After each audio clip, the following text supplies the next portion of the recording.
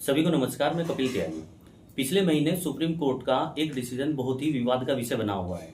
इसमें supreme court ने भारत के प्रथम संवैधानिक व्यक्ति यानी कि भारत के राष्ट्रपति को एक आदेश जारी किया है कि राष्ट्रपति के पास यदि राज्यपाल कोई बिल उनकी परमिशन के लिए भेजते हैं तो राष्ट्रपति को उस पर 3 महीने के अंदर उस पर अपनी परमिशन देनी होगी।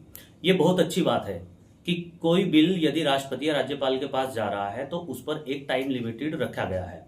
लेकिन ये इतनी ही बड़ी शर्म की बात है कि वो न्यायपालिका राष्ट्रपति को आदेश दे रही है जिसके पास एक एक केस 50-50 साल तक चलता रहता है।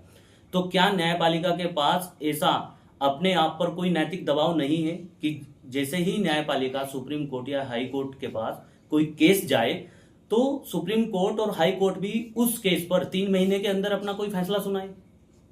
सुप्रीम कोर्ट भारत के राष्ट्रपति को आदेश दे रहा है। पहले तो मैं ये बात आपको क्लियर कर दूं कि सुप्रीम कोर्ट के पास ऐसी कोई संवैधानिक पावर नहीं है जो भारत के राष्ट्रपति को सीधा आदेश दे।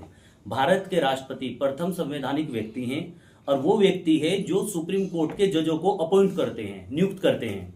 तो सुप्रीम कोर्ट राष्ट्रपति को सीधे आदेश जारी नहीं कर सकता है।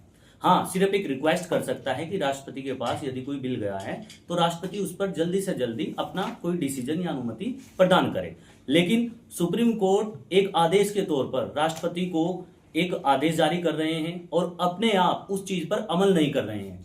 अरे भाई, कम से कम शर्म करो भारत की न्यायपालिका कि जिस चीज को आप दूसरे को अपेक्षा कर रहे हो कि कोई व्यक्ति या कोई संस्था आपका आदेश पूरा करे तो उस आदेश को कम से कम अपने ऊपर तो अप्लाई करो। आपके पास कोई केस 30-30, 35-35 साल तक चलता रहता है। आपके खुद जज जो हैं वो भ्रष्टाचार में घिरे हुए हैं। सबसे अधिक भाई भतीजावाद सुप्रीम कोर्ट यानी कि भारत की न्यायपालिका में है।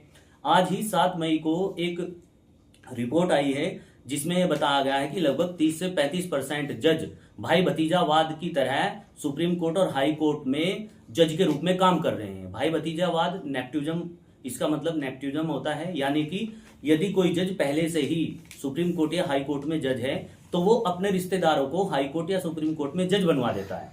तो सुप्रीम कोर्ट जो दूसरे को आदेश दे रहा है तो कम से कम उस आदेश का अपने आप भी पालन करे। धन्यवाद।